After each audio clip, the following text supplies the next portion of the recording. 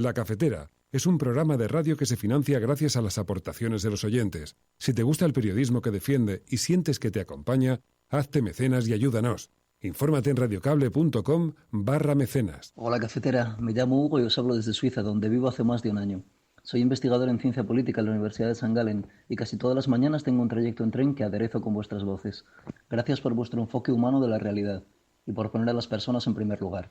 Y vuestra compañía ha sido de enorme ayuda en momentos en los que no todo va como uno quisiera. No perdáis nunca esa ilusión que transmitís y que resulta inspiradora para vivir el día a día con la perspectiva de que un mundo mejor es posible.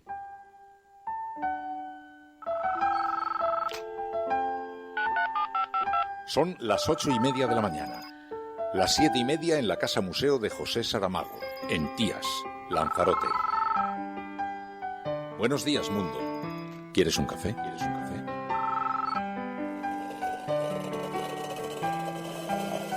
En el programa La Cafetera de Radio Cable. En una entrevista en Radio Cable. Durante 20 minutos en Radio Cable y dice todo lo que van a escuchar. Esta mañana en La Cafetera de Radio Cable. Radio Cable, que ha conseguido una auténtica primicia, ha entrevistado esta mañana y ha conseguido situar esa entrevista y lo que le ha dicho en los titulares de todos los digitales. La Cafetera. Dirige Fernando Berlín. Con María Navarro. So after a long look, there was no collusion with Russia. There was no obstruction and none whatsoever. And it was a complete and total exoneration. Hemos dado vergüenza ajena con nuestras peleas internas y eso hay que decirlo. Peleas por los sillones, peleas por los cargos, peleas por la visibilidad. Actuar como un partido más. Eso somos nosotros también. Y tenemos que decirlo. Nosotros no le ponemos ninguna condición a Ciudadanos, pero Ciudadanos nos la ha puesto a nosotros. Yo creo que Ciudadanos debe regresar al espacio que reivindicó para su existencia. Es el espacio de la centralidad, de la moderación y de la regeneración. Más allá de que tenga posiciones liberales económicas y por lo tanto una política social más en consonancia con esa política económica, bienvenido su apoyo. Es preferible siempre que alguien que no cuestione la unidad de España, es evidente, alguien que respete el marco constitucional.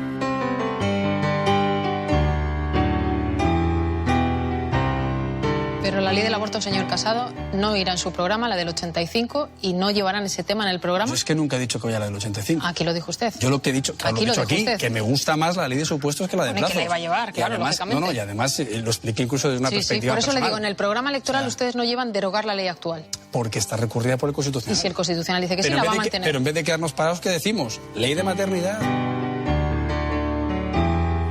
Yo de alguna manera siempre lo he dicho, ¿no? La moción de censura en junio del año pasado que significó un cambio de época, significó un cambio en la conversación pública, significó que hay un gobierno que no alimenta la confrontación, que desde la Constitución y el respeto a la legalidad va a intentar siempre encontrar soluciones a una crisis de convivencia. La independencia no se va a producir, lo sabe la derecha y lo sabe el independentismo. Lo que nos importa es la convivencia. No matter how you voted, I'm sure you'll agree, Brexit is a complete and utter mess. We're now days away from falling off the cliff edge with catastrophic consequences. Enough is enough. I'll be marching on Saturday with people from all parts of our country to demand the British public get a final say.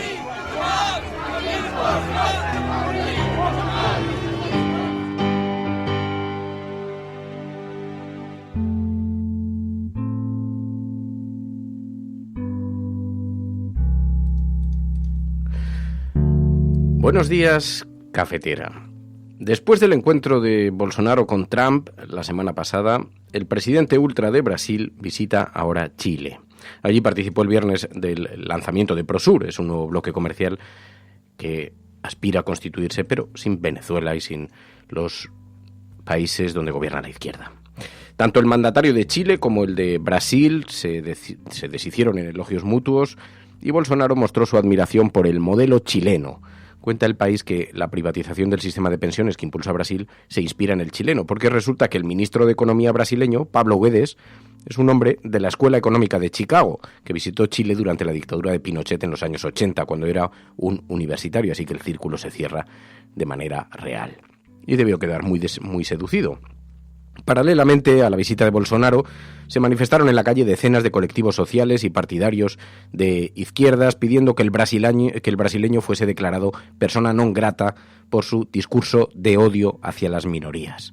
Bolsonaro se defendió ante la prensa diciendo: si yo fuese xenófobo, machista, misógino, racista, ¿cómo justifican que haya ganado en Brasil? Es mentira, es una fake news, dijo. Esas personas están acreditando fake news, tenemos que abrir la cabeza. Y mientras lo decía mostraba cuál es la estrategia. La misma que sigue Abascal en España, Trump en Estados Unidos, Salvini en Italia, Le Pen en Francia, Orbán en Hungría. Y para comprender mejor la estrategia que siguen estos autodenominados populistas de derechas, conviene leer hoy la entrevista en El País al ideólogo Steve Bannon. Allí revela su estrategia de coordinación y defiende que Vox puede generar una onda expansiva en toda Europa. Así que mientras la ultraderecha se rearma, va siendo muy necesario que concienciemos a todos y a cada uno de nuestros conocidos de que, en efecto, como dice el ultra Bannon, son las elecciones más importantes en la historia de la Unión Europea. Esta es la apertura del programa de radio La Cafetera de hoy, 25 de marzo de 2019. Si lo estás escuchando, eres la Resistencia y no estás sola.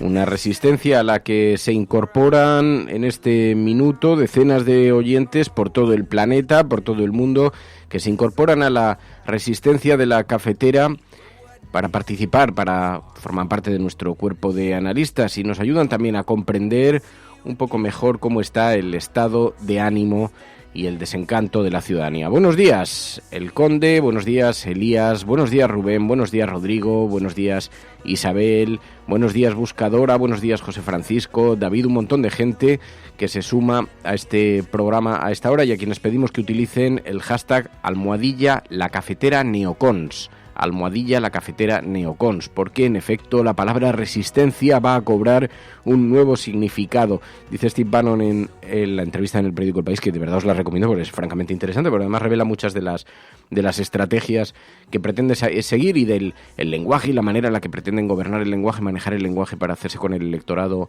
más desafecto, más enfadado. Y dice Steve Bannon que nos enfrentamos a una auténtica revolución en la Unión Europea, en la que lo que se discute es la existencia en sí misma de la propia Unión, el gran bloque que navegue de forma conjunta y que compita, por lo tanto, contra Estados Unidos, o una secuencia de países que por separado, dice, serían aliados naturales de los Estados Unidos, ya por separado. Es decir, hay una auténtica batalla por hacer desaparecer la Unión Europea. Bueno, y mientras tanto la quieren depositar en manos de la ultraderecha, así que el panorama es fantástico. Pero hoy vamos a analizarlo en compañía de todos los oyentes y con la ayuda de María Navarro. Muy buenos días. Muy buenos días. En un panorama que se presenta de lo más tenebroso realmente. Sí, bueno, hablabas de Steve Bannon, de cómo los tentáculos de Steve Bannon pues ya han llegado efectivamente a España y en concreto a Vox. Que por cierto anuncia una visita a nuestro país en las próximas semanas. Steve Bannon en esa entrevista en El País. Bueno, y ahí se evidenciarán esos tentáculos, ¿no? De los que ya estábamos previstos desde hace ya semanas y meses, ¿no? Pero bueno, y además también hay que enmarcarlo en que estamos a muy pocos días para ese 28 de abril. Estamos a poco más de un mes para unas elecciones generales y para ver cómo se va a materializar el ascenso de Vox, si es que se va a materializar, porque igual también están inflados en las encuestas. Veremos también qué resultado tiene.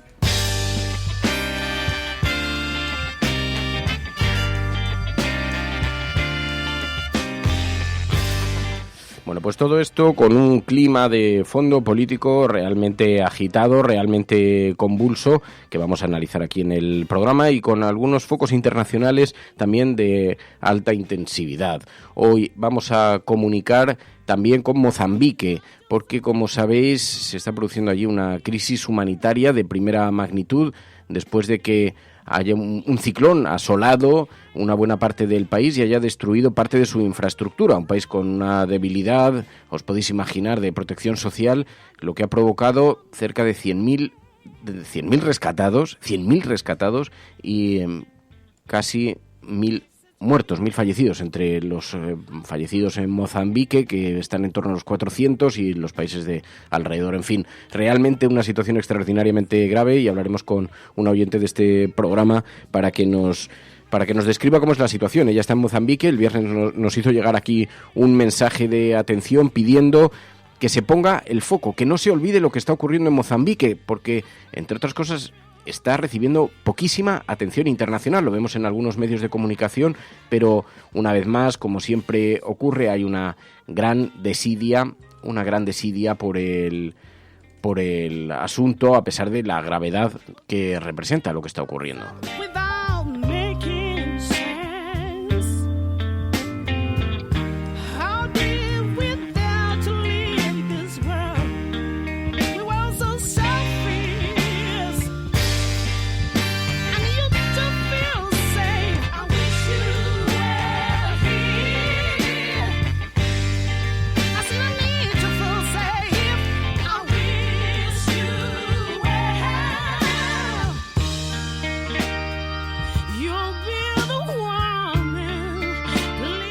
Bueno, pues escucharemos después este testimonio, este relato desde Mozambique, para tratar de analizar con un poquito de sosiego lo que ocurre en este lugar del mundo, y para eso hablaremos con Marta Rivas, que se encuentra, como digo, en Mozambique. Trabaja en Arquitectos Sin Fronteras, colabora con Arquitectos Sin Fronteras, y os podéis imaginar la situación que están abordando. Bueno, pues eso será en un rato. También tendremos que hablar con Juan López Duralde, porque hoy es lunes. Los lunes hacemos siempre un paréntesis enfocado hacia el medio ambiente aquí en La Cafetera. Pero antes os decía, la página internacional, realmente muy impactados con las noticias hoy en los medios internacionales. También lo recoge algún medio nacional. Trump no conspiró con Rusia, dice el fiscal Mueller.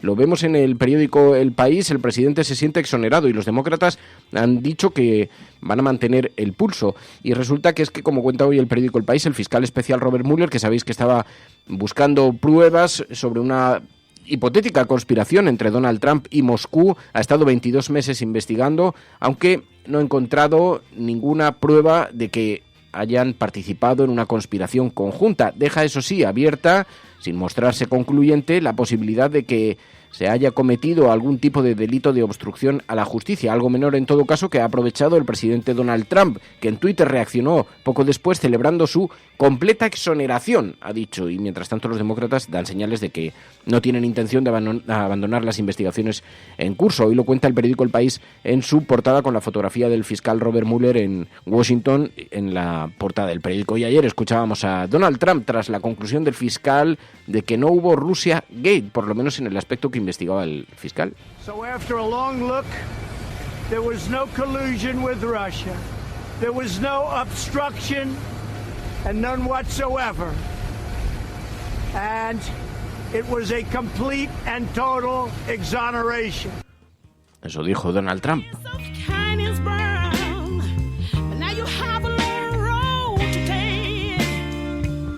Y además este fin de semana ha tenido lugar en el Reino Unido una gran movilización, una gran marcha pidiendo un segundo referéndum. Había ahí posiciones diversas, pero en el abanico del no al Brexit, y muy multitudinaria. Las imágenes son verdaderamente impactantes, tomadas desde el aire. Londres tomada por quienes piden un segundo referéndum, o directamente que no se aplique, o directamente que se convoquen elecciones.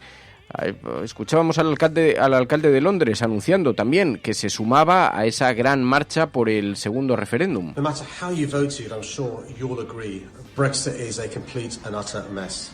We're now days away from falling off the cliff edge with catastrophic consequences. Enough is enough. I'll be marching on Saturday with people from all parts of our country to demand the British public get a final say. Join me on Saturday to make sure our voices are heard. See you on Saturday.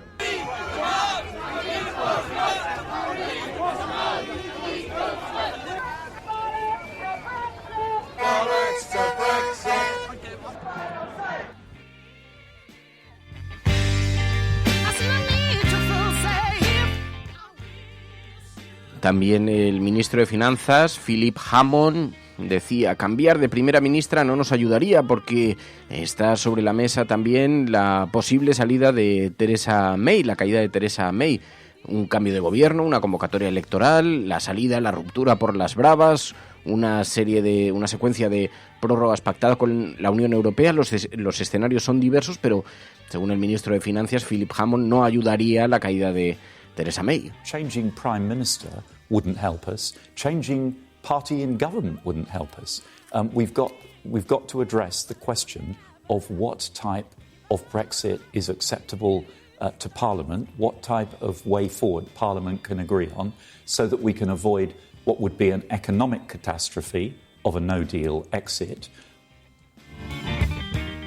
Y mientras tanto, como os decía, la situación en Mozambique se torna extremadamente grave. Las organizaciones sociales de todo el mundo, las ONGs de todo el mundo piden ayuda organizada, porque hay mucha dificultad para hacer llegar la ayuda humanitaria de forma conveniente a los afectados, y una de las cuestiones de las que alertan las ONGs es que hay que ordenarla correctamente. Se ha generado un movimiento de solidaridad que es muy bonito, dicen las ONGs, pero es muy importante que quien distribuya la ayuda sepa muy bien lo que hace, cómo lo hace, y las comunidades afectadas no deben ser tratadas como sujetos pasivos que reciben la ayuda, sino como actores protagonistas en esta recuperación.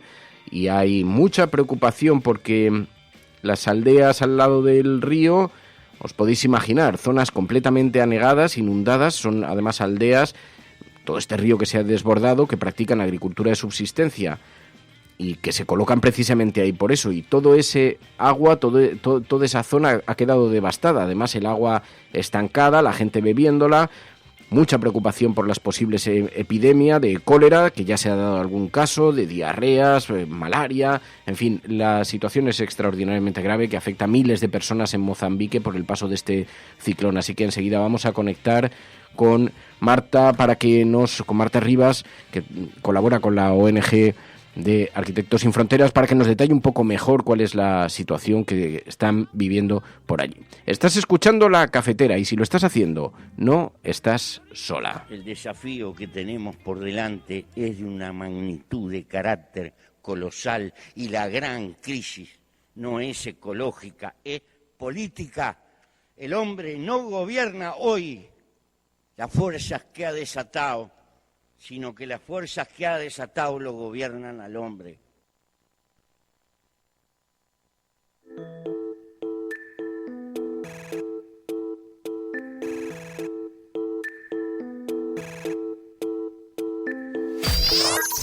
Estás escuchando La Cafetera. Marta Rivas, buenos días. Hola, buenos días, Fernando. Bueno, nos impactó mucho el mensaje que nos enviaste. Tú estás en el país, estás en Mozambique, la situación está muy complicada. Hemos visto que hay una cifra de fallecidos en la catástrofe que está por encima de los 600. Y, Marta, ¿cómo es la región que ha sido golpeada por este ciclón? ¿Cómo nos la puedes describir? Bueno, la región más afectada ahora mismo por esta que ha sucedido por el ciclón es la región de Sofala, que está un poco más al norte de donde yo estoy ahora mismo. La zona más afectada, que es junto a la ciudad de Beira, es la desembocadura de los ríos Pungwe y Butsi, que se han desbordado completamente. Y bueno, de hecho, me imagino que has visto la imagen aérea de la laguna interior que se ha formado, completamente inundadas las poblaciones cercanas a estos ríos. Sí, ¿y cómo es el tipo de infraestructuras? Porque hemos visto que una de las principales cosas que ha quedado muy golpeada, que ha quedado devastada, es la infraestructura de Mozambique, decían. Sí, durante los primeros días, se estuvieron completamente cortadas, muchas de las carreteras siguen cortadas, pero lo primero que se interrumpió fueron las comunicaciones, se cayó la red eléctrica. Creo que ya han restablecido en parte la red eléctrica, las comunicaciones se restablecieron unos días después, pero durante los primeros días hubo mucha angustia porque es que no se sabía nada, no se sabía prácticamente nada porque pues no había cómo comunicarse prácticamente con ellos. Entonces, pues la situación fue de bastante angustia a la espera de qué había pasado. Sabíamos que era un ciclón bastante más intenso de lo normal, además iba a pasar por Beira. Hacía días que se sabía que la trayectoria iba a atravesar Beira, que es una de las ciudades más pobladas del país. Y bueno, pues a medida que se fue recuperando la red de teléfono y que se empezó a sobrevolar la zona, nos fue llegando la información y bueno, pues iba generando mucha angustia y mucha preocupación, porque fueron días de muchas lluvias. Además, ha continuado lloviendo hasta, vamos, todavía sigue habiendo muchas regiones en las que llueve intensamente y se han desbordado los ríos completamente, pero se han desbordado, es que hay distritos enteros completamente inundados y hay zonas donde nos contaban que el agua alcanzaba los 6 metros. Entonces, pues eso, empezaban a llegar las imágenes y las informaciones de que la gente estaba subida a los árboles y estaba subida a las cubiertas de los edificios que todavía seguían teniéndola. Entonces, pues muchísima angustia y muchísima preocupación, porque pues todas estas inundaciones habían arrasado poblaciones enteras. Además, pues eso, en los márgenes de los ríos suele haber poblaciones de, pues eso, aquí lo llaman la ciudad de cemento y la ciudad de cañizo. O sea, todos los asentamientos informales son de construcciones pues muy vulnerables a las inundaciones. Y claro, estamos viendo, son casi 100.000 personas rescatadas, que han tenido que ser rescatadas, y lo que se ha producido es un clamoroso silencio internacional. Ha habido, evidentemente, por la magnitud, por la dimensión de esta catástrofe, ha habido informaciones en los medios, pero tú misma en el mensaje nos decías, es que da la impresión de que el mundo no está mirando aquí, que es una auténtica tragedia, ¿no? Claro, a mí eso me generaba muchísima tristeza. Yo hablaba con familia y amigos para decir, oye, no sé lo que va a salir las informaciones allí, porque lo que a mí me llega pues pone los pelos de punta, que sepáis que pues eso, que estoy bien, estoy en una zona que no está sufriendo esto, pero me decían, uy, pues es que casi no se oye. Y yo, pues Dios mío, qué tristeza y qué terrible que no se oiga cuando es que es una barbaridad lo que está pasando. Y va a continuar, porque como te digo, ha continuado lloviendo mucho tiempo, pues todo lo que ha llovido en Malawi y en Zimbabue, al final todo eso sale al mar por Mozambique, es donde están las desembocaduras de estos ríos. Nos describías un poco cómo son el tipo de viviendas, que son tipo chamizos, no sé muy bien haznos una fotografía de cómo son ese tipo de poblados que han sido afectados por las lluvias. Aquí la mayoría de las edificaciones son autoconstruidas, entonces la gente construye con lo que tiene. Evidentemente, quien tiene una chapa pues coloca una chapa en la cubierta, pero ya construyen sobre todo en los asentamientos así pequeñitos, las aldeas pues son de madera, son de cañizo, son de macute, que es como de hoja de palma trenzada. A veces le ponen un poco de tierra, a veces hacen adobe, pero muchas son pues eso, muy frágiles, son muy frágiles por supuesto a los vientos, que lo primero que hace es sacar volando todas las cubiertas y las chapas de cobertura, pero pues luego si una inundación como esta es que se lo lleva, lo destroza muy fácilmente. Y además, si alcanza esas alturas, es que la gente no tiene dónde irse. Ya te digo, llegaban imágenes de gente de gente subida a los árboles, de gente cuando la gente ya tiene un poco más de poder adquisitivo, pues sí que colocan chapa o colocan bloque de cemento. Muy pocos tienen la capacidad de hacer una cubierta de losa a la que te puedas subir. Entonces, cuando la hay, pues la gente se sube ahí, pero cuando no, pues no lo sé, pues no quiero ni pensarlo, la verdad. Tú estás colaborando con Arquitectos Sin Fronteras, estamos viendo algunas de las llamadas que están haciendo las ONGs, desde Cáritas a otras organizaciones que dicen los orfanatos, todas las pequeñas infraestructuras que estaban construidas allí están destruidas y se necesitan filtros de agua, se necesitan, en fin, porque claro, toda esta gente, una vez rescatada, el país con qué estructura social cuenta, qué pasa con esa gente una vez la rescatan, porque tampoco hay muchas garantías de que suponga ahora un paso mejor, ¿no? Hombre, yo creo que ningún país en el mundo podría estar preparado para una catástrofe de la magnitud de lo que ha pasado aquí, realmente. Sí que creo que es muy importante que ahora, en el momento de dar la respuesta humanitaria, se haga un análisis de las necesidades, pero también es muy importante de las capacidades del propio. Es decir, Me parece muy importante que ya se estén restableciendo. Ayer se restableció la autovía que comunicaba con Caya, con una población que hay más al norte. Hace unas horas han anunciado que se ha restablecido la EN6, que es la que llega hasta Beira, de manera que puede empezar a llegar camiones, pueden empezar a llegar coches, puede empezar a llegar ayuda por vía rodada, lo cual es muy importante. Y si comienzan a ver, pues que si se empiezan a restablecer los comercios locales, es muy importante potenciar eso, porque si tú llegas con toda la ayuda extranjera, evidentemente siempre se crea un mercado negro paralelo de las cosas. Al final es muy inevitable, pero es muy importante que si hay una capacidad de recuperación de la propia población, eso se potencie.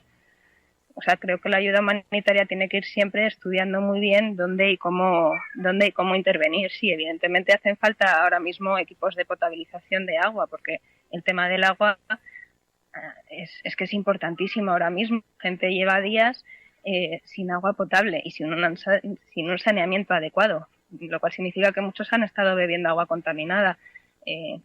Ya se están registrando casos de cólera en Beira, entonces ahora mismo el tema del agua es muy importante, pero sí que es muy importante también eso, restablecer los medios con los que cuenta el propio país. Marta, ¿tú cómo estás? Porque te has ido a vivir allí, estás colaborando con Arquitectos Sin Fronteras, pero ¿cómo es tu vida? ¿Qué haces allí? Bueno, yo aquí vine a trabajar en un protocolo precisamente para el levantamiento de daños en infraestructuras en situaciones de desastre. Arquitecturas Sin Fronteras es una ONG pequeñita, nosotros no tenemos capacidad para responder en situaciones de emergencia humanitaria, pero sí que es cierto que el trabajo que yo vine a hacer está relacionado con esto y lo estoy coordinando o lo estaba coordinando, que ahora ellos están ocupados obviamente con el tema del ciclón, pero lo estoy coordinando con el Instituto Nacional de Gestión de Desastres de aquí, las direcciones provinciales de salud y de obras públicas. Y bueno, pues yo he estado este tiempo trabajando mano a mano con ellos. Lo que pasa es que ahora ellos están, pues eso, obviamente trabajando en la emergencia actual, en el ciclón. Tú vives en una ciudad, no sé si es grande, pero ahí las infraestructuras son diferentes, ¿no? Bueno, yo vivo en una ciudad, no es una gran ciudad, es una ciudad chiquitita. Iñambane no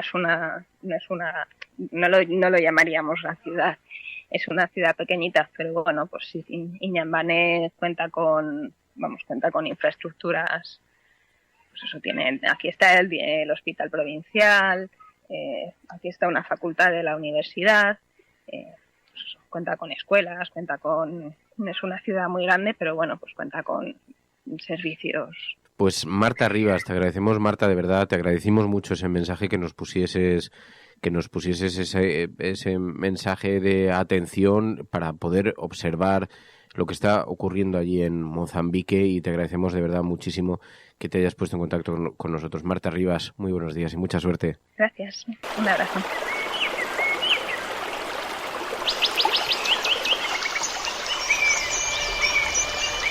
Datos que aseguran que el calentamiento global provoca cada año en el mundo 7 millones de muertes prematuras, más que las causadas por el SIDA y la malaria, por ejemplo. Han ido a parar al río Guadiamar después de que se rompiera una balsa en las minas de Aznalcóllar. El vertido, que contiene ácidos y metales pesados, ha afectado a viviendas. Estos picos de polución no solo hacen que nuestra salud se resienta, también reducen nuestra esperanza de vida. El petrolero, el Prestige, que naufragó ayer con 77.000 toneladas de combustible en su interior. Es lunes y los lunes ya sabéis que además ponemos el foco en el medio ambiente, en la ecología, y claro, estábamos hablando de Mozambique, las cifras son escalofriantes. En la última hora son casi 700 muertos por el ciclón. Mozambique, Zimbabue, los países más devastados. La tragedia ha afectado de forma directa por lo menos a 700.000 personas en el sureste de África, y aunque las autoridades de Naciones Unidas dicen que han pasado ya muchos días de las lluvias más fuertes y que casi todo el mundo debería haber sido rescatada, por lo menos la gente que necesitaba el rescate más urgente, pero que aunque puede haber todavía alguna persona en situación de rescate esporádica, esa ya no es la prioridad. La prioridad ahora es garantizar medicinas, agua potable, sistemas de saneamiento, materiales para proporcionar refugio a 700.000 personas. En fin, el clima es absolutamente apocalíptico y es inevitable buscar una relación entre las catástrofes medioambientales, las catástrofes humanitarias y la ecología, el medio ambiente. Juan López Duralde, muy buenos días. Hola, Fernando, buenos días. Porque además es verdad que el ecologismo no se cansa de advertir que el cambio climático va a tener consecuencias irremediables sobre precisamente este tipo de catástrofes humanitarias, ¿no? Sí, efectivamente, la ciencia es muy clara. La ciencia nos dice dos cosas respecto a este tipo de catástrofes, que van a aumentar su cantidad y su intensidad. Es decir, son fenómenos que han podido ocurrir con anterioridad, pero no con la misma fuerza, con la misma intensidad con la que están ocurriendo ahora, ¿no? Y se está repitiendo, pues desgraciadamente, como viene siendo previsible, cada vez con mayor frecuencia, ¿no? Es efectivamente, bueno, pues las consecuencias del cambio climático que durante mucho tiempo llevamos diciendo, pues no solo los impactos ambientales, sino también los impactos humanitarios, además siempre sobre las poblaciones más vulnerables, ¿no? Que en un principio van a ser las más afectadas por estos fenómenos. Oye, Juancho, tenía mucho interés en hablar contigo esta semana. Bueno, te vimos este fin de semana, claro, tú lideras la formación ECO en el Congreso de los Diputados, habéis llegado a un acuerdo con Unidos Podemos, y te quiero preguntar por algunas cuestiones relacionadas por el medio ambiente, pero estuviste en el encuentro de Iglesias, que fue la primera aparición pública del líder de Podemos después de esta baja por paternidad. Y ¿había mucha gente o no había mucha gente? Que he visto que había debate con este asunto. Bueno, había muchísima gente. La plaza petadísima. Yo desde donde estaba no, digamos que solo se veía la masa, ¿no? Yo he visto una foto de OK Diario, claro, para variar, que era una foto que estaba tomada justamente detrás de las tiendas de campaña que había, donde estaba, digamos, donde estaba la logística, ¿no? Entonces ahí evidentemente no había nadie porque no se veía nada, pero la plaza estaba petadísima, había muchísima gente y además fue un acto pues muy emocionante. Yo he oído, digamos, en los medios de comunicación comentarios de todo tipo, pero bueno, la sensación que había allí pues era de recarga de pilas y la gente salió muy contenta y muy emocionada. La verdad es que sí, que fue, digamos, una levantada del ánimo del personal. Sí, porque daba la impresión de que la gente llegaba con un poco necesitada de ese empujón, ¿no? Bueno, pues yo creo que sí, yo creo que hacía falta, bueno, pues un rearmarse de ánimo, porque bueno, pues las encuestas no han sido buenas hasta ahora, pero vamos, yo estoy convencido de que como pasó en 2015, pues empezamos la remontada, porque tenemos la mejor propuesta, porque realmente Unidas Podemos es la fuerza que puede condicionar de verdad el que haya en el futuro en España políticas verdaderamente de cambio, verdaderamente transformadoras, y en ese sentido, bueno, yo creo que la mejor propuesta es la nuestra, sin duda, ¿no? Oye, no teníamos previsto hablar de esto, pero veo los titulares en los periódicos a lo largo de todo el fin de semana y tú mismo empiezas ahora la campaña y vas a tener que desplazarte. Hablaremos igualmente en todo caso los lunes, como nos permita la tecnología, y cuando estés por Madrid nos veremos, pero en todo caso la campaña, el pistoletazo de salida realmente ya está dado, ¿no? Sí, ya está dado. Nosotros, bueno, ya llevamos trabajando tiempo en ello. Yo me presento por Álava, que como sabes es la Green Capital, la capital verde, y que tiene un digamos un nivel de conciencia ambiental y de compromiso con estas cuestiones, pues que ya viene de muy atrás. Así que para mí es un honor ser candidato por Álava. Y ojalá poder repetir lo que conseguimos en 2015, que fue el primer puesto, es decir, que ganamos, que fuimos la lista más votada, ¿no? Ojalá que lo consigamos y desde luego estamos trabajando en ese sentido, pero claramente, bueno, pues yo creo que sin duda el cambio climático tiene que ser un elemento clave en la campaña en esta ocasión, porque esta tiene que ser la legislatura del cambio climático, es decir, no podemos esperar más. Los jóvenes nos lo están reclamando en la calle, hay unas evidencias de los impactos que, bueno, pues que están ahí y que son innegables, y bueno, pues el seguir perdiendo oportunidades como hemos perdido en esta legislatura por culpa de la falta de voluntad de los grandes partidos del PSOE y el PP, pues sería una irresponsabilidad desde mi punto de vista. Entonces, bueno, yo creo que ojalá entremos en la legislatura contra el cambio climático. Bueno, ya sabes que yo soy un convencido, no soy nada sospechoso en ese sentido, porque además me llama mucho la atención cómo no estamos poniendo en la prioridad de la agenda asuntos que son trascendentales para la historia de la humanidad, porque dentro de muy poco tiempo estamos ya en el punto de no retorno y de hecho ya estamos prácticamente, digamos, si no lo hemos superado, pero estamos a muy poco tiempo de rebasarlo. Juancho, tengo una pregunta así relacionada con el medio ambiente que hacerte, porque nos ha llamado mucho la atención, hemos visto una noticia, ha ocurrido en Alemania, el gobierno de Alemania, que está preparando una ley específica para proteger a los insectos, ¿no?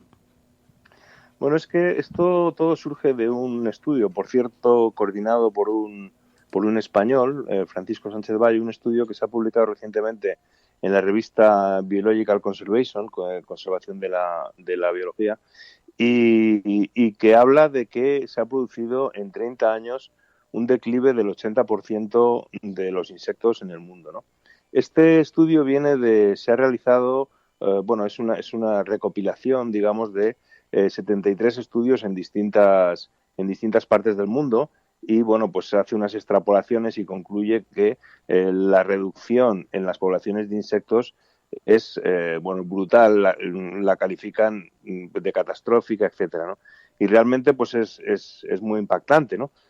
Pone cifras a algo que nosotros ya venimos intuyendo y hemos comentado incluso en algunas ocasiones por datos.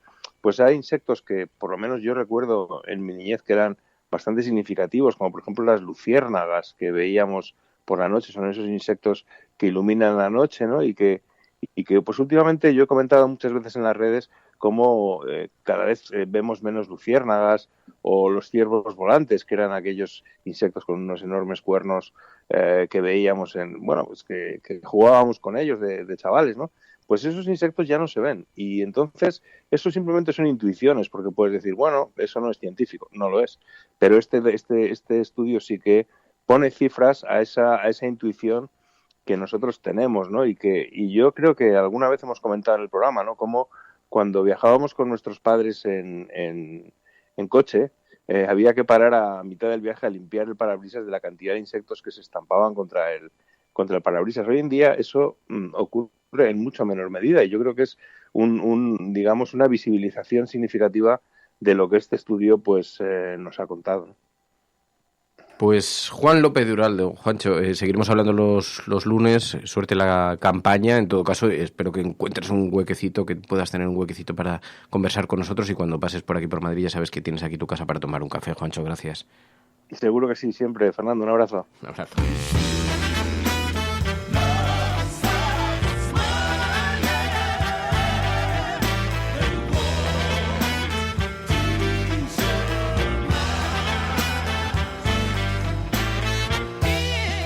Bueno, pues en efecto, como decía Uralde, el sábado reapareció Pablo Iglesias, el líder de Podemos, que sabéis estaba de baja por paternidad, y reapareció con autocrítica, también con la promesa de luchar por los débiles contra los grandes poderes, y en esos grandes poderes citó a los grandes empresarios, a la banca, a los medios de comunicación.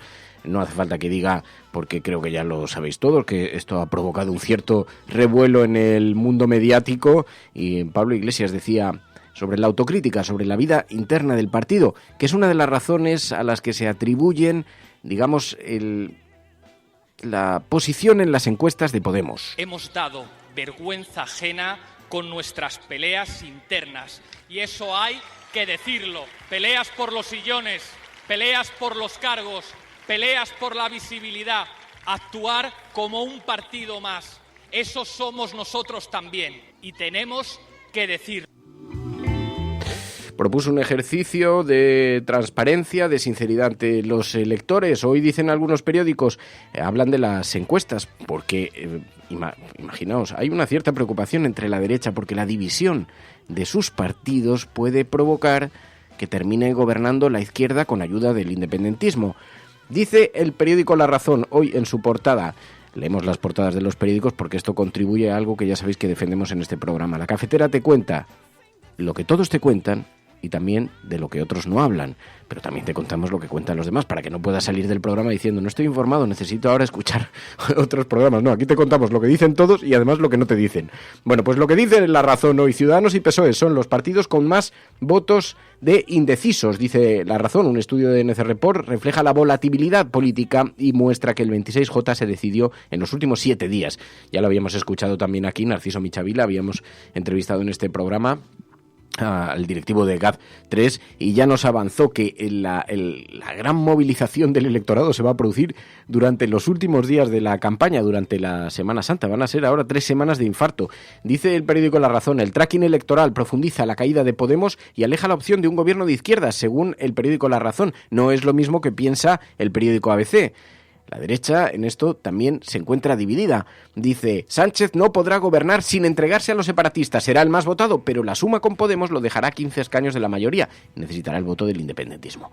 Mientras tanto, para el periódico ABC, la derecha gana en votos, pero paga su fragmentación y no suma escaños. Porque, en efecto, a pesar de los esfuerzos de Steve Bannon, muy recomendable, insisto, esa entrevista en el periódico El País, para detectar por dónde se mueve la extrema derecha en este momento, por dónde se mueve ideológicamente y cuál es el discurso que quiere despertar.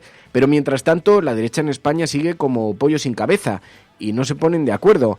Dice Pablo Casado, la izquierda intenta enfrentar a hombres y mujeres. Ese es su análisis de la situación. No parece muy preciso.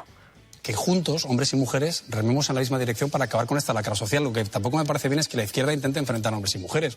En esto hay que acabar todos juntos. Y al final también digo una cosa, está muy bien hacer discursos como todos. ¿En qué intenta la izquierda enfrentar a hombres y a mujeres? Bueno, pues en esto de intentar criminalizar a los hombres. O sea, yo lo que estoy diciendo es que la violencia... ¿Quién de la izquierda criminaliza a los hombres por el hecho de ser? Bueno, yo desde luego estoy oyendo una cantidad de declaraciones que yo he sufrido de machismo, de falta de sensibilidad. Pero eso no es sobre los hombres, eso es sobre Pablo Casado, en todo caso. También no sabía cómo escapar. Le preguntaban a Pastor sobre la ley del aborto. En El Objetivo era entrevistado Pablo Casado y había anunciado que quería recuperar la ley del aborto de 1985, que era su modelo ideal, pero ahora titubea, bandea. Por eso, insisto, es como el Partido Popular, como un pollo sin cabeza, en esa fragmentación, en esa división de la derecha. Claro, hay mucho temor al ascenso de Vox, pero no nos engañemos. Está rompiéndose la derecha en 3 trozos y esto dificulta enormemente, por el tipo de ley electoral que tenemos, que ganen las elecciones respecto a una situación de una derecha homogénea. No significa que no puedan ganar, pero con una derecha homogénea lo tendrían mucho más fácil. Pero la ley del aborto, señor Casado, no irá en su programa, la del 85, y no llevarán ese tema en el programa. Yo es que nunca he dicho que vaya la del 85. Aquí lo dijo usted. Yo lo que he dicho, claro, aquí lo he dicho aquí, usted, que me gusta más la ley de supuestos que la de plazos. Que la iba a llevar, claro, además, lógicamente. y además lo expliqué incluso desde una perspectiva por eso personal. le digo, en el programa electoral ustedes no llevan derogar la ley actual. Porque está recurrida por el Constitucional. Y si el Constitucional dice que sí, la va a mantener. Pero en vez de quedarnos parados, ¿qué decimos? Ley de maternidad, poner dinero a favor de la maternidad. Eso decía Pablo Casado, pero tiene un discurso que es antagónico al de otras formaciones de derechas y por eso se encuentran intentando buscar posibles alianzas, pero al final también el peso se divide, se rompe, van a tener dificultades porque, bueno, a la izquierda, al Partido Socialista, le están acusando precisamente de estimular la vida de Vox y de alimentar a Vox y a Ciudadanos precisamente para romper a la derecha. Digamos que en términos sociales a lo mejor resulta extraordinariamente peligroso, pero en términos electorales parece bastante eficaz. Decía Ábalos, Ciudadanos es preferible para pactar a la extrema derecha. Nosotros no le ponemos ninguna condición a Ciudadanos, pero Ciudadanos nos la ha puesto a nosotros. Yo creo que Ciudadanos debe regresar al espacio que reivindicó para su existencia, que es el espacio de la centralidad, de la moderación y de la regeneración. Más allá de que tenga posiciones liberales económicas y por lo tanto una política social más en consonancia con esa política económica, bienvenido su apoyo. Es preferible siempre que alguien que no cuestione la unidad de España, es evidente, alguien que respete el marco constitucional. Así que el Partido Socialista con un pie colocado en cada lugar, por si acaso tuviera que gobernar con Ciudadanos, porque no nos engañemos, aunque Ciudadanos ha anunciado que no llegará a ningún acuerdo con el Partido Socialista, a nadie se le escapa que en una situación en la que tengan que elegir entre un pacto con los independentistas o un pacto con Ciudadanos, ya Ciudadanos empezará a decir que por salvar a España se van a sacrificar y pactarán con el Partido Socialista y cambiarán el rol. Todo lo que se dice en precampaña siempre debe ser sometido a, digamos, un entrecomillado eficaz. Esto es La Cafetera.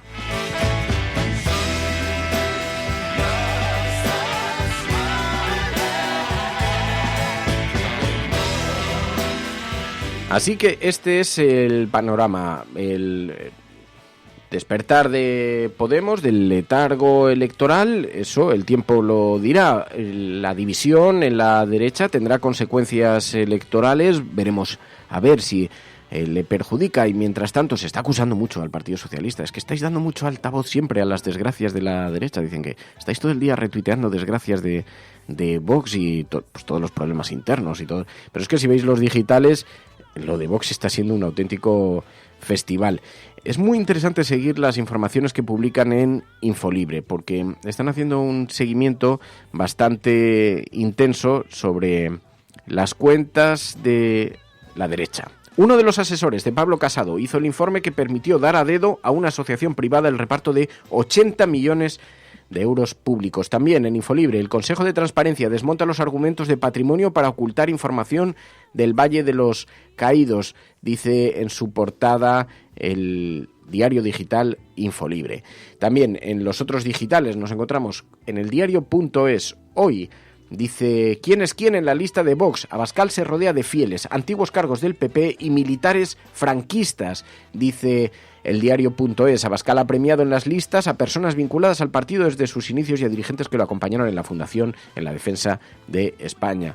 Y dicen, por cierto, le molesta mucho, vemos a la derecha, a Vox, le molesta mucho ser catalogados como ultraderecha, y dice, bueno, que eso son cuestiones de La Sexta y cuestiones de los medios y demás. Pero los de Vox, por cierto, en la entrevista de Steve Bannon, algunas de estas claves. Dice, es que claro, mientras la izquierda siga diciendo que la extrema derecha es estúpida, seguirán perdiendo, porque no son estúpidos. No son estúpidos, son malas personas.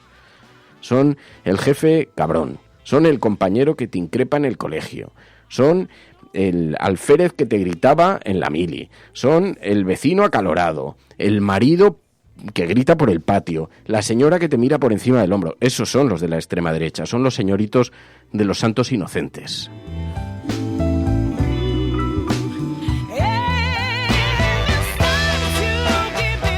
La Cafetera es un programa de radio que se financia gracias a las aportaciones de los oyentes. Si te gusta el periodismo que defiende y sientes que te acompaña, hazte mecenas y ayúdanos. Infórmate en radiocable.com/mecenas.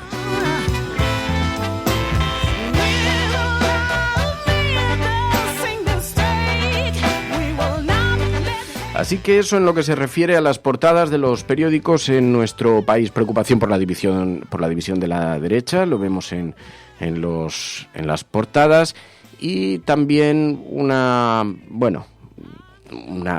interés permanente por mantener el foco colocado sobre el independentismo catalán, con quien puede que tengan que verse obligados a pactar desde el socialismo si consiguen la suficiente representación.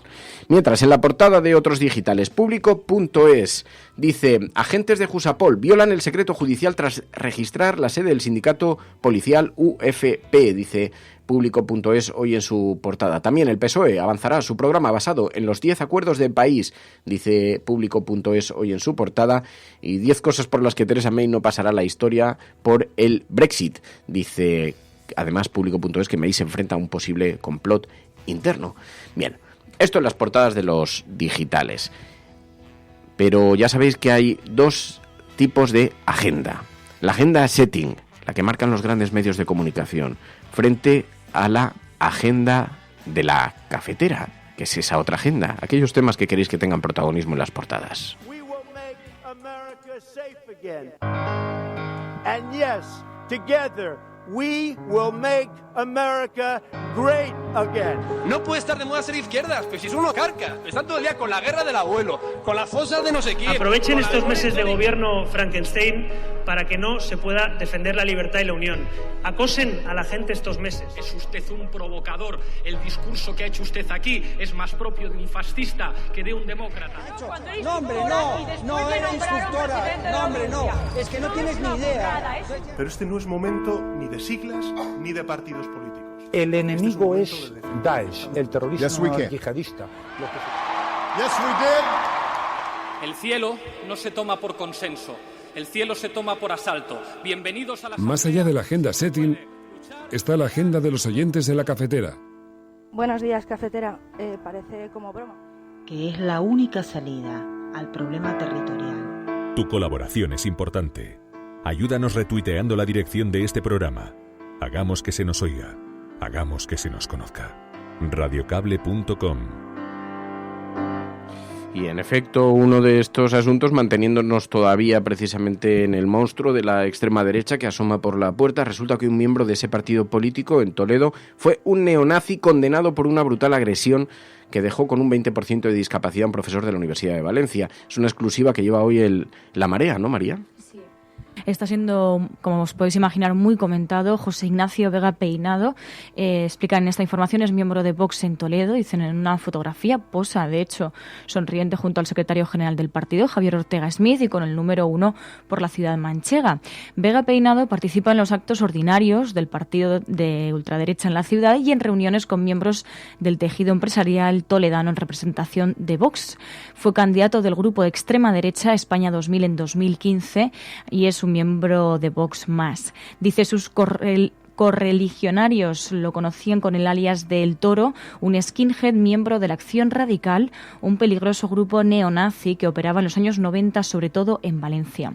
El actual miembro de Vox fue condenado a 4 años de prisión en 1995 por una brutal agresión a un profesor de Sociología de la Universidad de Valencia que le provocó una cojera que todavía mantiene y una discapacidad reconocida del 20%. Pero es que además explican en esta información que dice además de por una paliza junto a otros miembros de Acción Radical a un joven que fue golpeado con un gato hidráulico en la cabeza y que estuvo 547 días ingresado. Jamás se recuperó de las heridas y quedó con parálisis en el lado derecho. Bueno, y ha habido una manifestación este fin de semana muy multitudinaria, que no ha contado prácticamente con desarrollo en los medios de comunicación. Miles de personas salieron en Alsasua rechazando la sentencia de la Audiencia Nacional, María. Si nos lo enviabais varios de vosotros, entre ellos Jesús Gabilondo, y nos hemos ido a esta información, es que decenas de miles de personas se manifestaron en Alsasua para protestar por la sentencia de la Audiencia Nacional que condena a entre 2 y 13 años de cárcel a los 8 jóvenes acusados de dar una paliza a 2 guardias civiles y sus parejas en octubre de 2016. Convocada por los padres de los condenados y la plataforma que les apoya, la marcha partió en el mediodía tras la pancarta "No es justicia, libertad para los de Alsasua". Entre la multitud destacaban representantes institucionales como la portavoz del Gobierno de Navarra, el alcalde de Pamplona, el de Alsasua, el vicepresidente del Parlamento de Navarra, los parlamentarios de H. Bildu y también la candidata de Podemos al Congreso, Ione Belarra, la senadora Idoia Villanueva y el parlamentario de Esquerra Republicana, Gabriel Rufián. La manifestación, explicaban esta información, ha paralizado por completo la localidad de unos 7.500 habitantes. Distintas fuentes cifran entre 50.000 y 60.000 personas los participantes de la marcha.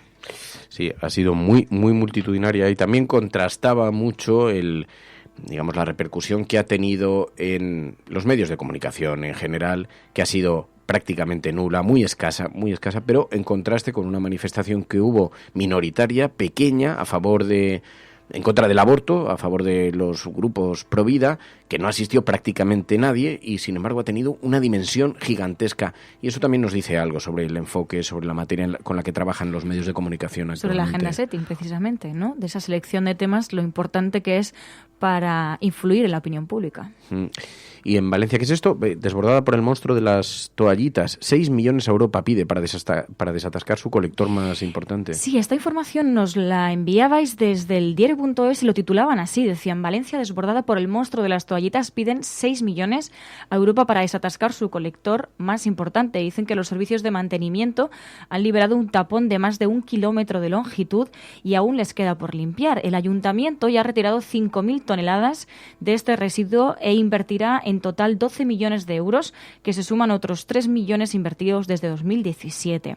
Además, explican que el ayuntamiento pedirá esos 12 millones de euros en créditos para desatascar el alcantarillado, el 50% de ellos a al Banco Europeo de Inversiones. Y es que el consistorio puede acceder a esta financiación europea porque ha salido del plan de ajuste. Además, dicen que las mismas fuentes explican que desde 2017, que se iniciaron los trabajos para desatascar el colector, el ayuntamiento ha invertido ya 3 millones de euros y los operarios han retirado esas 5.000 toneladas de residuo a lo largo de más de 1 kilómetro del colector. Y en el diario.es hemos visto también la Policía Nacional que sigue sin tener un protocolo contra el acoso sexual y han pasado ya 12 años de la Ley de Igualdad y todavía no existe ese protocolo. Sí, dicen que la Guardia Civil está elaborando un protocolo y que las Fuerzas Armadas ya tienen uno. Sin embargo, la Policía Nacional se ha quedado, dicen, a la cola sin tener este tema en la agenda. La Ley de Igualdad de 2007 exigía a las administraciones públicas con aplicación a estos cuerpos la negociación de un protocolo frente al acoso sexual. Y la Plataforma de Mujeres Policías y Militares para impulsar su visibilización reclama este protocolo, un protocolo común que proteja a estas trabajadoras. Pero también ha sido muy sonado un artículo publicado en el diario El País, que además nos enviabais, nos lo hacíais llegar, como también nos lo ha hecho llegar Patricia, un artículo que se titula España camina hacia una sociedad de castas. Nos hemos ido a esta información y dicen que la igualdad de oportunidades se queda en papel mojado y que la crisis rompió el ascensor social y el origen familiar condiciona cada vez más el nivel de ingresos. Explican en esta información que efectivamente el ascensor social, es decir, los mecanismos económicos y sociales que permiten a las nuevas generaciones progresar respecto a las anteriores, resulta lento y efectúa eternas paradas. Cualquier español que nazca en una familia con bajos ingresos tarda 4 generaciones, es decir, 120 años, en conseguir un nivel de renta medio. Ese es el tiempo suspendido que revela un informe de la OCDE.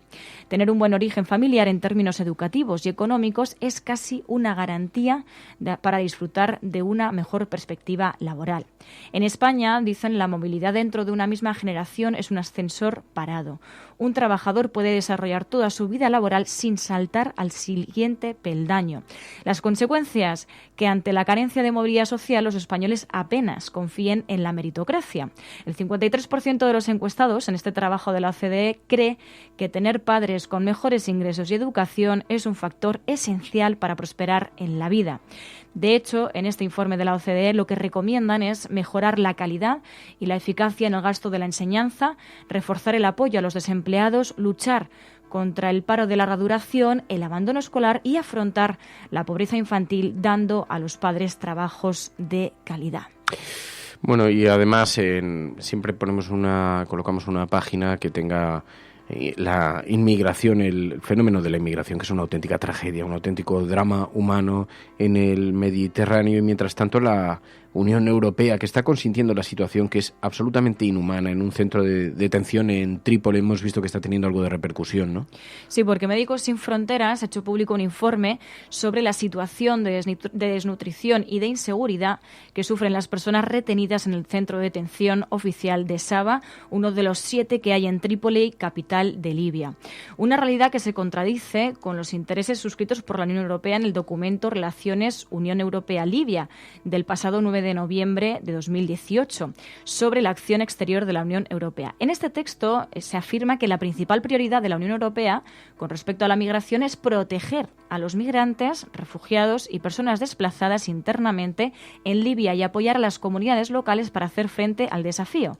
Sin embargo, Médicos Sin Fronteras dice que en el centro de detención de Saba lo que se observa es, dicen, un sistema descontrolado, injustificado e irresponsable que pone en riesgo la vida de los refugiados y de los migrantes.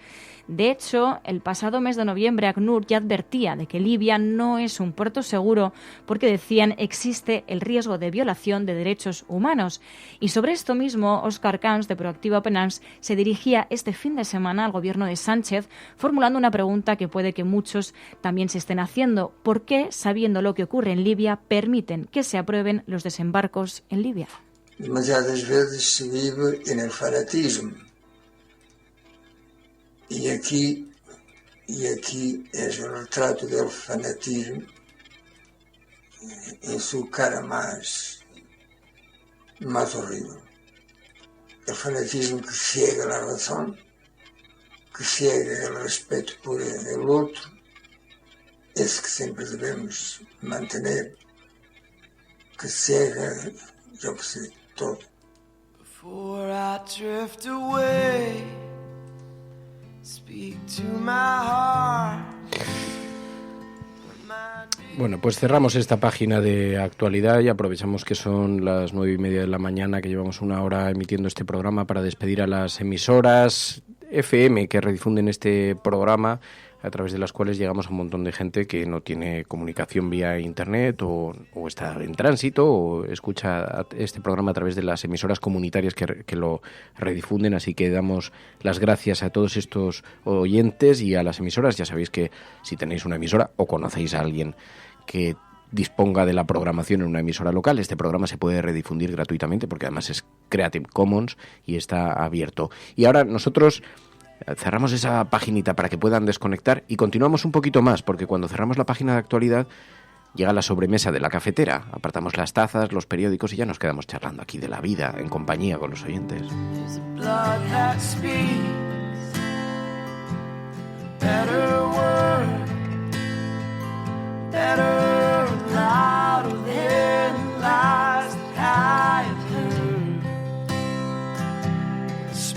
La Cafetera es un programa de radio que se financia gracias a las aportaciones de los oyentes. Si te gusta el periodismo que defiende y sientes que te acompaña, hazte mecenas y ayúdanos. Infórmate en radiocable.com/mecenas.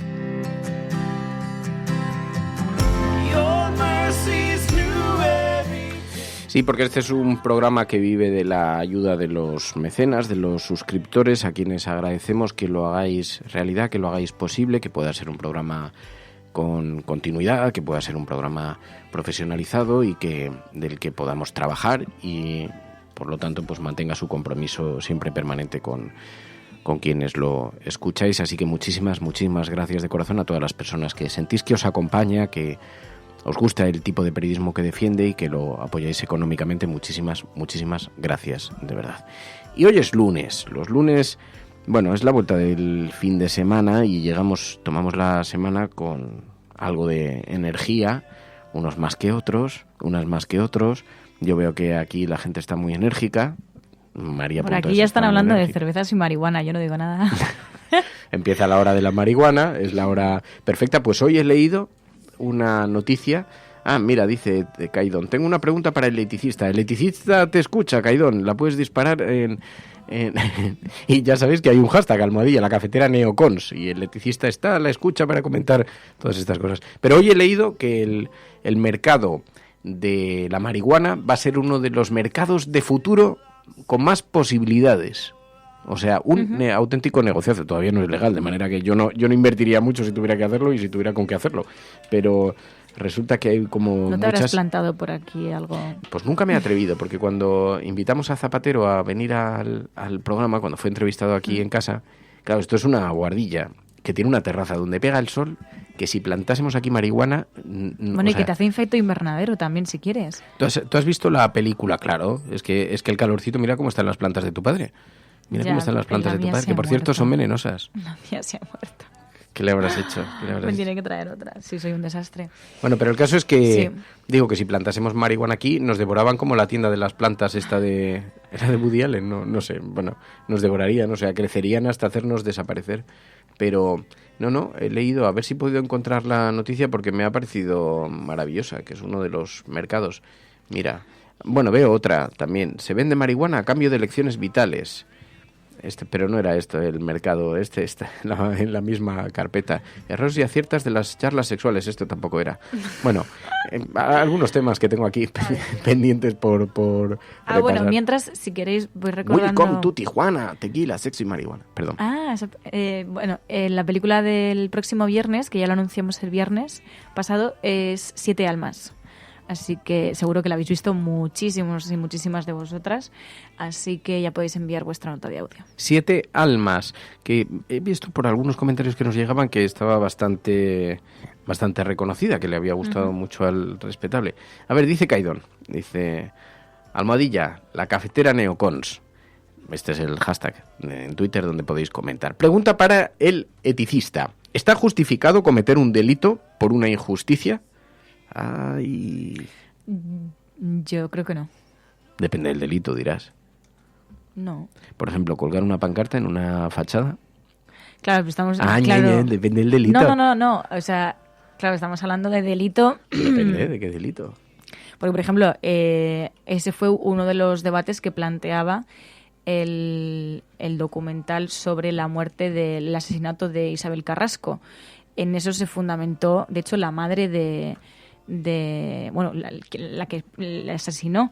Y entonces, evidentemente, se supone que si hay justicia, si tenemos un sistema judicial férreo, pues se supone que no tenemos que recurrir a esas cosas, ¿no?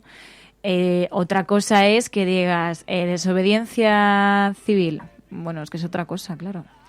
La justicia siempre por encima de la ley, dice Ricardo. Ay, no lo sé. ¿Era Batman un fascista? Es una pregunta importante. Batman es Marvel, ¿no? ¿Batman?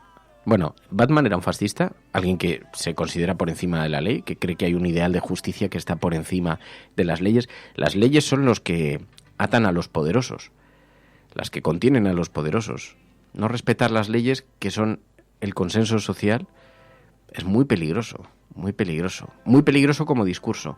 Así que el eticista, lo que diría, el eticista Fernando, claro, la eticista María.es ha dicho ya, pero el eticista Fernando diría, no, este país es mejor si creemos que no se puede justificar saltarse la ley. Uh-huh. Este país lo hace mejor a este país. No significa que eso no sea lo correcto, significa que hace mejor a este país. Porque la ley es el único consenso, y no suele ser muy alto en muchas materias, pero el único consenso al que podemos aspirar los ciudadanos. Otra cosa es que haya que trabajar por cambiarlo, que haya que buscar los mecanismos, que haya que buscar los recursos para hacerlo, las fisuras del sistema. Pero cuidado con aceptar que la ley es interpretable, que la ley es... Así que esa es mi opinión también, oye, cada uno dice... Todos los superhéroes de Marvel son iguales. Ayer vi una de las escenas más grandes de Marvel, es cuando aparece Wonder Woman contra un monstruo que está aplastando a Batman, porque por supuesto Batman y Superman frente a un monstruo no tienen nada que hacer. Si aparece Wonder Woman, que es la única que resiste al envite, eso es bastante evidente. Y está considerada una de las escenas de más intensidad, de las 50 escenas con más intensidad del cine, pero ubicadas en las peores películas. O sea, me parece que es Batman contra Superman la película, y entonces, sin embargo, esta escena, por cómo está rodada, por la intensidad que mantiene, por la música épica que tiene, etcétera, etcétera, está considerada que es una de las 50 más intensas. Está considerada, pues no sé, por Hot Down o por alguna revista de estas, tampoco es que tenga una solvencia científica, pero bueno, me pareció interesante. Otra escena muy intensa, el combate en Star Wars contra Darth Maul. ¿Qué te pareció a ti ese combate? Qué fuerte. No sabe ni de quién le hablo. Batman es de DC, es verdad, Agen. ¿Cómo he podido cometer esto? Ya verás ahora. Wonder Woman es de DC Comics, no Marvel. Sí, es verdad. Pero bueno, hablaba de Wonder Woman. Sí, Wonder Woman sí la tengo. No, sí, vale. En fin. Es verdad, porque ahora como está la otra superheroína, que se parece también un montón a Wonder Woman, pero que es de Marvel, que he visto la estatua allí en la FNAC, que han puesto una estatua, tamaño real, o 2 veces tamaño real. En fin. Os recomiendo leer De Platón a Batman. Dice, manual para educar con sabiduría y valores. Dice Elvira. Pues mira, me gusta eso. Dice, no es de Marvel, es de DC. Sí, esto. Otra pregunta, a ver, que nos llegan más preguntas para el eticista. ¿Qué pregunta? Mundos distintos, Fer, ya lo decía Berto, sí, sé que Marvel y DC era una pequeña provocación, porque ya sé que... No me sé los personajes, no soy tan aficionado, pero Capitana Marvel es la que decías, Broker, sí, en efecto. Capitana Marvel, que es una especie de personaje, un alter ego de... Lo que pasa es que de Marvel, para competir contra Wonder Woman, pero donde esté Wonder Woman, por favor, que se quite Capitana Marvel. Dice, sí. Filosofía Perdida hace un análisis sobre lo que has dicho de si Batman es fascista. ¿Y qué dice? Pues ahí lo tienes, Filosofía Perdida. Ahí te lo he dejado. Pero, a ver, vamos a ver, porque yo creo que en esto hay debate. Es el debate, de hecho, no, es mejor. El debate que tenía Batman contra Superman. Porque lo que decía Batman es que Superman no estaba sometido al imperio de la ley y que eso era inadmisible, y por eso Batman y Superman se pelean. Pero Bueno, se pelean por eso y por una cuestión territorial, igual que le pasa a los perrillos, que como tengas un perrillo un poco protestón y venga otro a hacer sus necesidades en su farola, se monta la gorda. Buenos días, Fernando. Batman no solamente podía pasar por un fascista, sino que Zizek tiene un análisis de su película donde afronta cómo el actual gobierno mundial en general, Estados Unidos, Europa, utilizan la mentira para permanecer en el poder como algo necesario, ya sea con las armas de destrucción masiva de Irak, o sea diciéndonos, ocultándonos realidad porque parece que no podemos saberla. Os invito a escuchar la reflexión de Zizek sobre el Caballero Oscuro que está en YouTube. Un abrazo.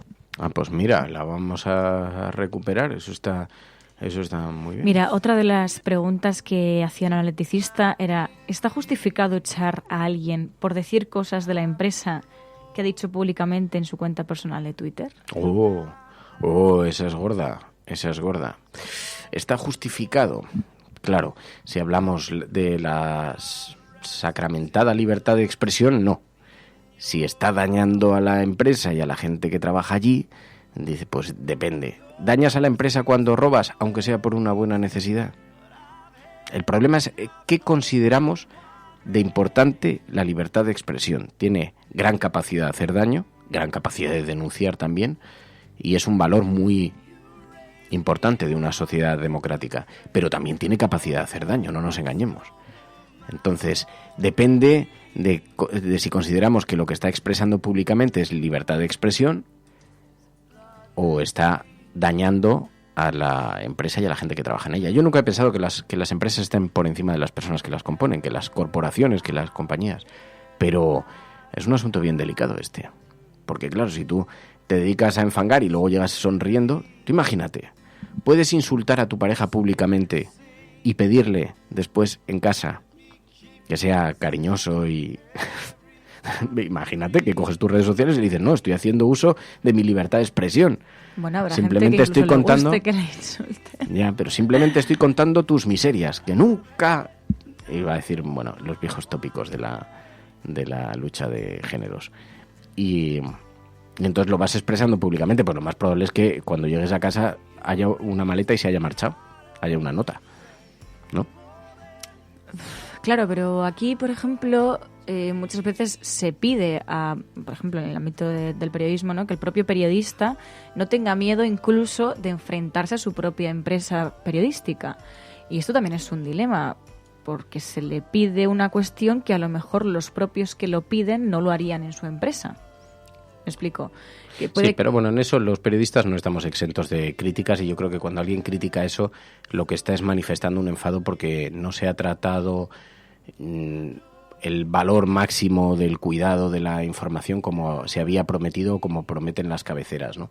Porque en efecto es obvio. O sea, la gente... Pero esto nos pasa no solo a los periodistas, sino nos pasa en todos los trabajos. La gente es muy valiente para exigir a los demás, para reclamar, pero yo ya lo he vivido en dos empresas, además. Cuando fueron a echar a compañeros y nos desmarcamos, un pequeño grupo, la mayor parte de la empresa se colocó de otro lado.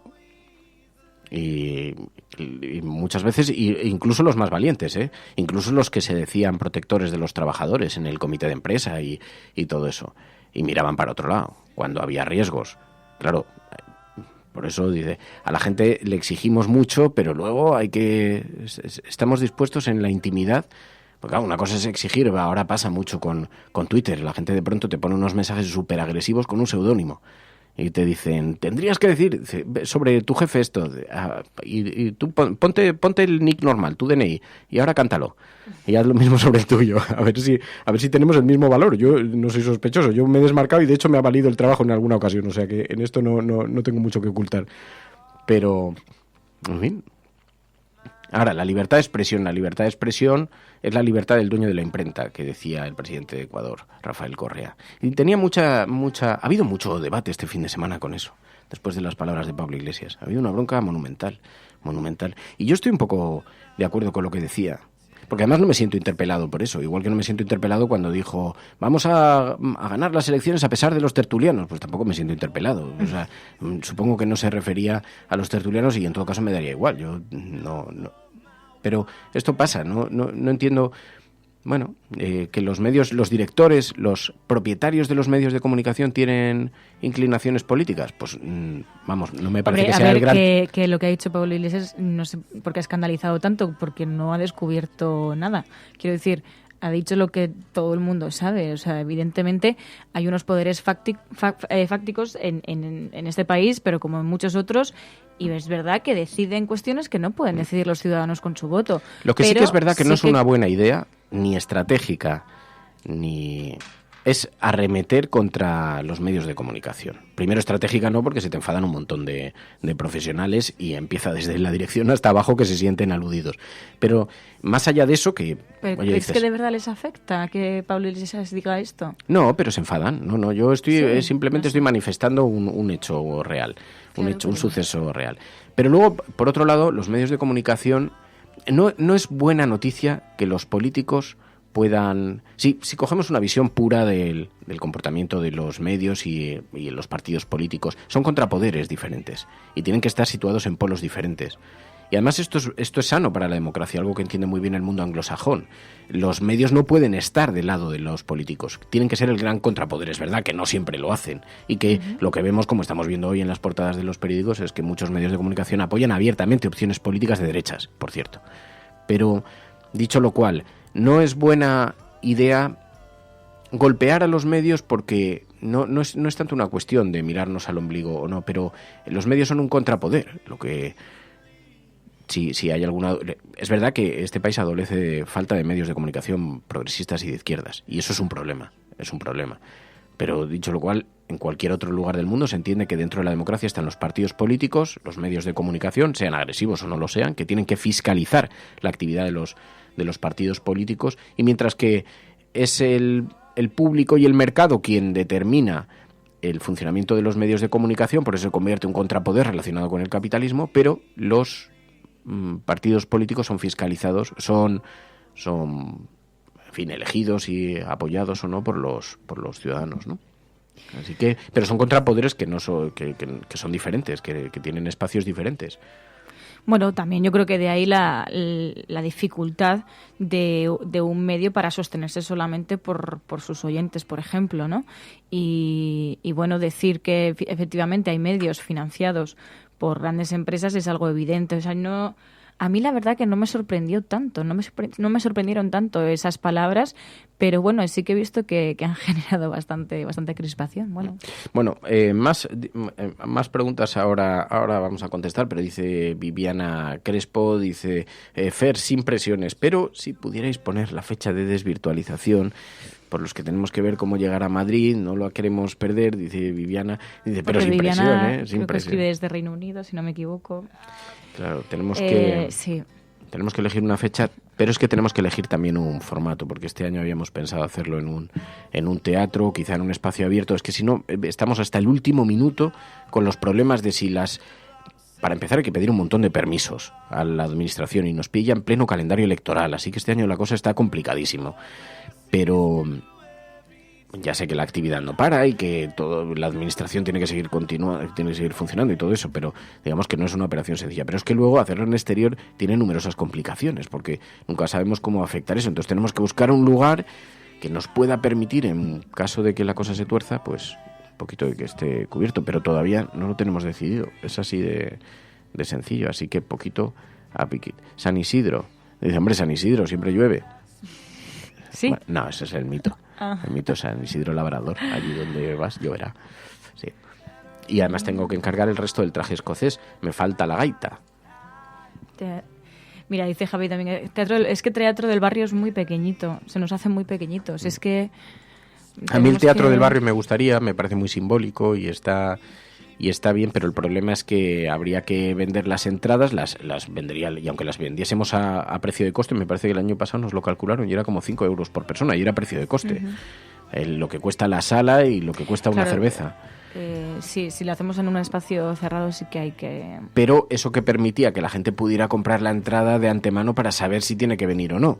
Y para evitarse problemas. El problema del Teatro del Barrio es que es pequeñito, pero es más organizado. Entonces... A nosotros nos facilitaría un poco eso, ¿no? Porque la organización. Sobre todo porque así nos podemos dedicar a pensar en qué hacer allí.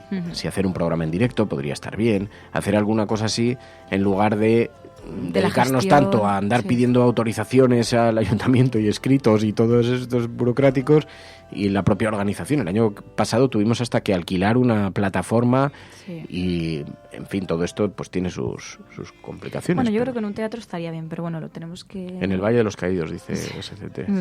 Sí. Pues tenemos que ir todos hasta el Valle de los Caídos. Pero bueno, lo haremos, os pedimos en todo caso. Dice, yo apoyo hacerlo encubierto, dice Repopstar, pero el problema es ese, que mucha gente se puede quedar fuera y que sabemos que, no lo sé, 100, dicen, en el Tierno Galván no llueve, Fer, ¿cómo que no llueve en el Tierno Galván? Depende. Bueno, nos vamos. Sí, lo pensaremos y lo decidimos y damos una fecha. Vamos a ponerlo en la agenda para contestarlo lo antes posible. Gracias a todas, volvemos mañana con más. Si estás escuchando esto, eres la Resistencia y no estás sola. Gracias, Mary. Gracias a todas. Adiós, hasta mañana. Your mercy's new every day, but I've had enough of my wandering.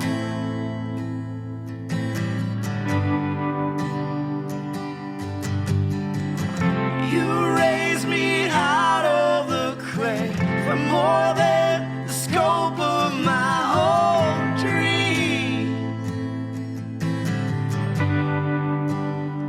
There's a blood that speaks better word, better louder than the lies that I've heard. La Cafetera es un programa de radio que se financia gracias a las aportaciones de los oyentes. Si te gusta el periodismo que defiende y sientes que te acompaña, hazte mecenas y ayúdanos. Infórmate en radiocable.com/mecenas. Your mercy's new every day, but I've had enough of my wandering.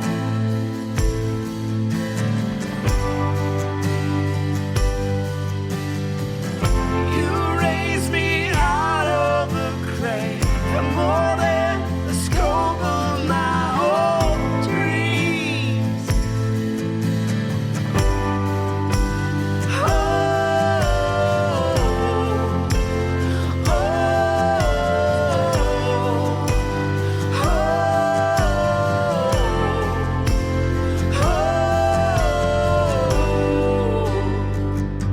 You pick me up so easily.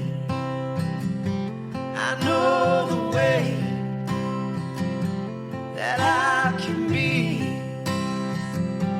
and still you run to carry me. You call me yours, you call me free.